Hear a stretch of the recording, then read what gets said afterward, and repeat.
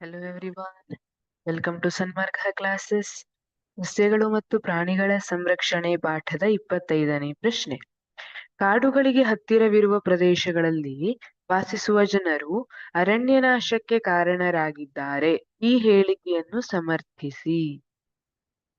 ಈಗ ಕಾಡುಗಳಿಗೆ ಹತ್ತಿರದಲ್ಲಿ ಪ್ರದೇಶಗಳಲ್ಲಿ ಯಾರ್ಯಾರು ವಾಸಿಸ್ತಾರಲ್ಲ ಜನ, ಅವರು ಸಹ ಅರಣ್ಯನಾಶಕ್ಕೆ ಯಾವ ರೀತಿಯಾಗಿ ಕಾರಣೀಕರ್ತರಾಗಿದ್ದಾರೆ ಅನ್ನೋದು ಪ್ರಶ್ನೆಯ ಉದ್ದೇಶ.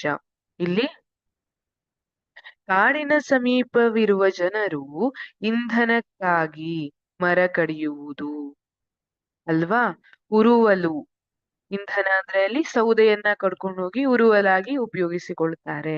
ಇಂಧನಕ್ಕಾಗಿ ಮರ ಕಡಿಯುವುದು, ಕೃಷಿಗಾಗಿ ಅರಣ್ಯವನ್ನು ನಾಶಗೊಳಿಸುವುದು, ಕೃಷಿ ಭೂಮಿಯನ್ನ ಮಾಡ್ಲಿಕ್ಕೆ ಅರಣ್ಯವನ್ನ ನಾಶಗೊಳಿಸುವಂತದ್ದು, ಪೀಠೋಪಕರಣ ತಯಾರಿಸಲು ಮರ ಕಡಿಯುವುದು. ಪೀಠೋಪಕರಣ ಅಂದ್ರೆ ಈಗ ಕುರ್ಚಿಯನ್ನ ತಯಾರಿಸ್ಲಿಕ್ಕೆ, ಮೇಜನ್ನ ತಯಾರಿಸ್ಲಿಕ್ಕೆ, ಈ ಕಾರಣಕ್ಕಾಗಿ ಎಲ್ಲ ಮರವನ್ನ ಕಡಿಯುವುದು.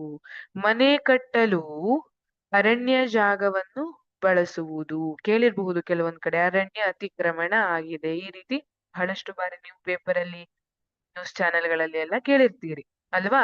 ಅರಣ್ಯ ಜಾಗದಲ್ಲಿ ಮನೆಯನ್ನ ಕಟ್ಟುವಂತದ್ದು, ಜಾನುವಾರುಗಳನ್ನ ಮೇಯಿಸುವಂತದ್ದು, ಜಾನುವಾರುಗಳನ್ನ ಮೇಯಿಸುವುದು ಮುಂತಾದ ಚಟುವಟಿಕೆಗಳನ್ನು ನಡೆಸುವುದರಿಂದ ಅರಣ್ಯ ನಾಶಕ್ಕೆ ಕಾರಣರಾಗಿದ್ದಾರೆ. ಹಾಗಿದ್ರೆ ಕಾಡುಗಳಿಗೆ ಹತ್ತಿರವಿರುವಂತಹ ಪ್ರದೇಶದಲ್ಲಿ ವಾಸಿಸುವ ಜನರು ಅರಣ್ಯ ನಾಶಕ್ಕೆ ಯಾವ ರೀತಿ ಕಾರಣೀಕರ್ತರಾಗಿದ್ದಾರೆ ಅಂದ್ರೆ, ಅವರು ಇಂಧನಕ್ಕಾಗಿ ಮರ ಕಡಿಯುವುದರಿಂದ ಇರಬಹುದು, ಕೃಷಿಗಾಗಿ ಅರಣ್ಯವನ್ನ ನಾಶಗೊಳಿಸುವುದರಿಂದ ಇರಬಹುದು, ಕೃಷಿ ಭೂಮಿಗೋಸ್ಕರ, ಅಥವಾ ಪೀಠೋಪಕರಣ ತಯಾರಿಸಲು ಕುರ್ಚಿ, ಮೇಜು,